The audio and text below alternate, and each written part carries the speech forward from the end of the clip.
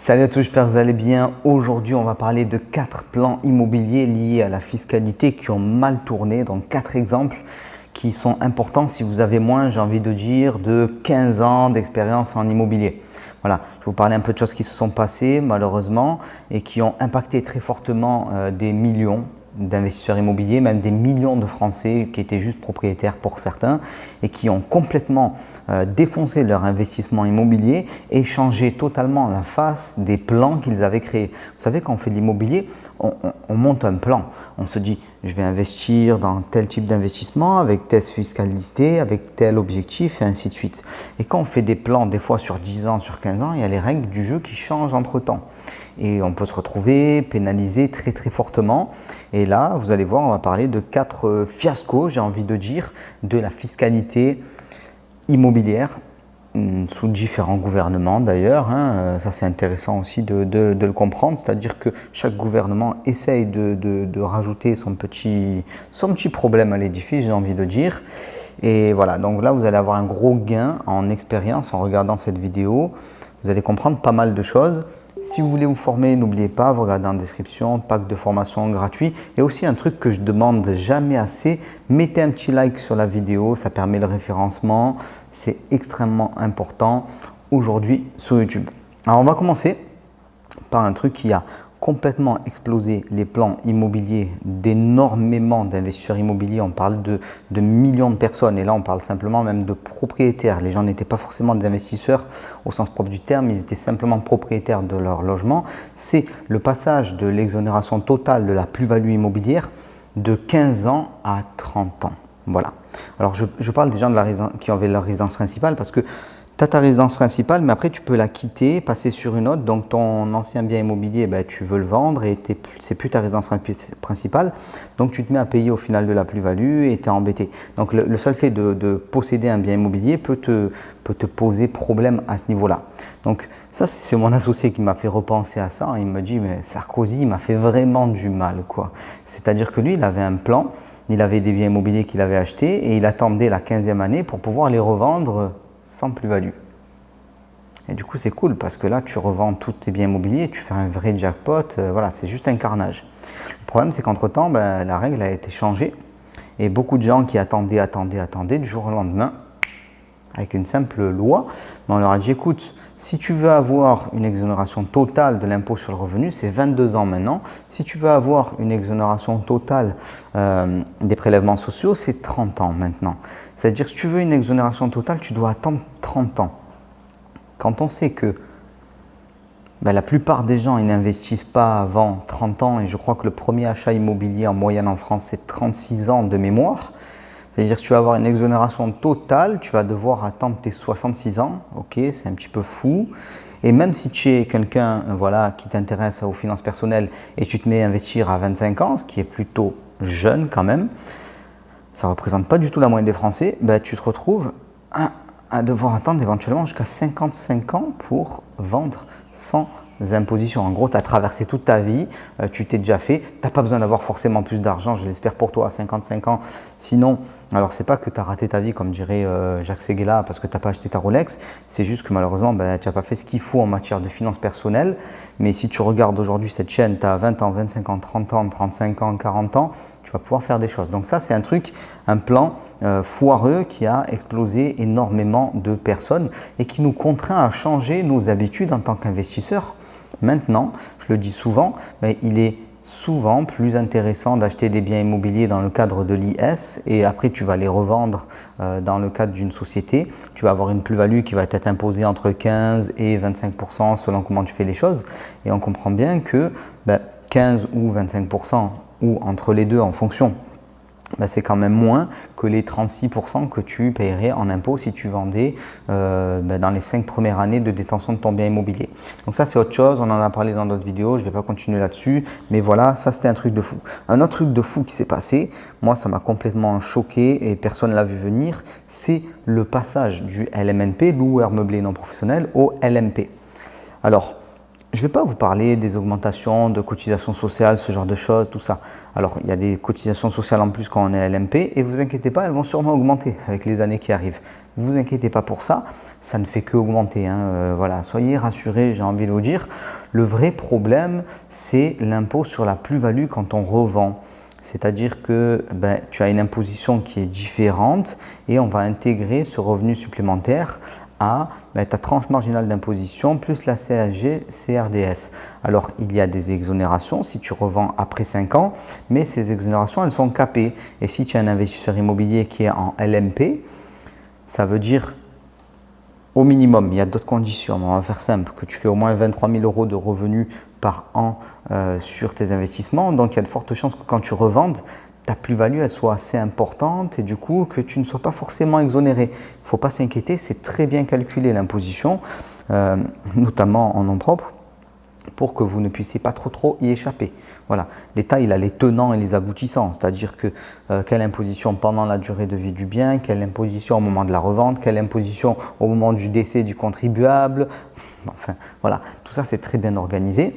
Donc le véritable problème dans ce passage de LMNP à LMP, c'est la remise à zéro des compteurs. C'est-à-dire que toi, ça faisait peut-être, allez, 20 ans que tu avais ton bien à LMNP et tu avais commencé à avoir des déductions d'impôts qui étaient prévues et tu passes LMP d'un coup et tu dois vendre et là tu repars à l'année zéro.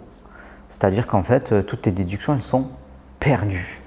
Et ça, c'est la douille du siècle, quoi. C'est vraiment, mais le truc complètement fou.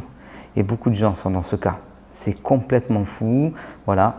Peut-être ça ne vous parle pas si vous n'avez pas encore justement assez de biens immobiliers. Et c'est pour ça que je vous en parle aussi. C'est que j'essaie de vous expliquer que vous allez acheter des biens immobiliers, vous allez mettre en place des stratégies, mais si vous n'êtes pas accompagné et que vous n'avez pas déjà quelqu'un qui a l'expérience de ça, qui peut anticiper les éventuels changements et vous mettre dans les bons cadres fiscaux et vous parler des bons investissements et ainsi de suite, vous ne verrez pas les douilles arriver. C'est juste impossible, tout simplement. Troisième plan immobilier qui a tourné au fiasco pour beaucoup de gens. Et moi d'ailleurs, depuis que j'ai créé ma chaîne YouTube, je parle de ce que j'appelle des investissements tout-terrain, c'est-à-dire des investissements qui peuvent être adaptés, qui ne sont pas condamnés à faire que de la location de courte durée, ou condamnés qu'à être loués qu'à des étudiants, ou condamnés qu'à être loués à des seniors, ou que à des familles, ainsi de suite. Des investissements qui ont une certaine souplesse, entre guillemets. Et cette troisième douille immobilière, c'est comme ça que je devrais appeler les choses, entre guillemets, et fiscale surtout, c'est les réglementations qui ont beaucoup changé dernièrement, avec les restrictions au niveau des locations de courte durée, donc qui ont été décentralisées, c'est-à-dire que les villes peuvent maintenant choisir un petit peu comme elles veulent, notamment si elles ont plus de 200 000 habitants, les permis de louer qui ont été mis en place dans certaines zones, les encadrements de loyers et ainsi de suite. C'est-à-dire que toi, tu as créé une stratégie immobilière en fonction de certaines choses et la loi elle a été changée entre-temps. Et ça, c'est vrai que c'est un problème. Et alors, on dit souvent que c'est un problème spécifiquement français.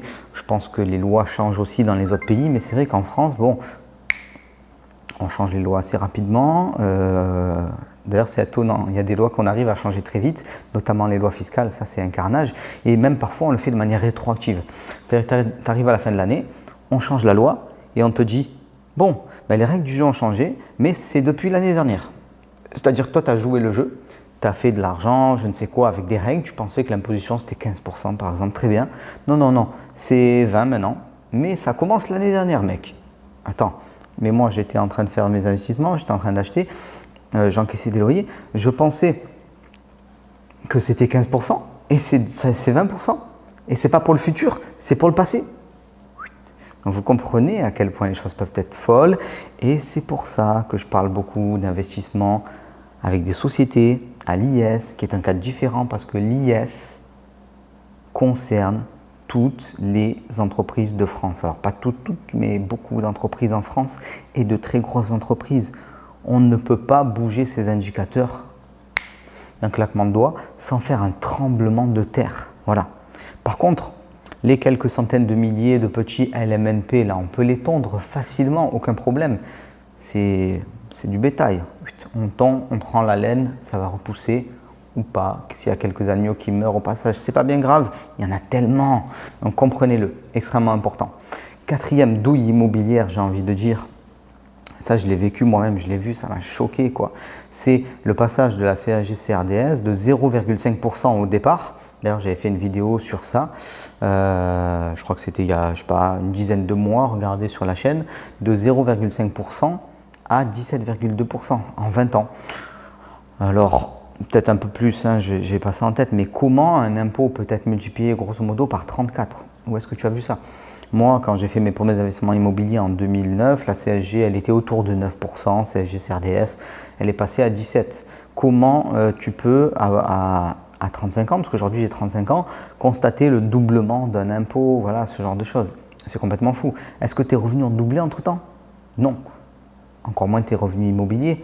En tout cas, par rapport à un nombre de biens défini. Voilà, tu as deux biens immobiliers, ils te rapportent tant, les revenus de ces deux biens immobiliers ne vont pas doubler même en 10 ans. Voilà, il n'y a pas de raison particulière que ça se passe comme ça. Mais pourtant, l'imposition, elle a doublé et on se retrouve à des niveaux qui peuvent être complètement fous. La TMI plus la CSG-CRDS, ça peut faire du 47,7%, ainsi de suite. Donc, il faut comprendre une chose. La seule chose qui ne change pas, c'est que tout change. Donc tu vas commencer quelque chose, un plan en tête, précis. Des fois je vois les gens qui ont des plans sur 20 ans, c'est impressionnant. Ça me fait penser à un livre d'ailleurs qui est sorti il y a un certain temps. Et le gars il avait fait un plan sur une exonération fiscale, quoi. C'est-à-dire qu'en gros tous ces investissements étaient basés sur le fait que les dividendes n'étaient pas imposés à tel pourcentage, ainsi de suite. Mais cette loi, elle a changé et d'un coup, son livre, son raisonnement et ses investissements et du coup l'argent qu'il a dans sa poche à la fin, tout s'est effondré du jour au lendemain. Donc la seule chose qui ne change pas, c'est que tout change et encore plus en fiscalité. Donc il faut savoir que vos plans ne vont pas se passer comme prévu.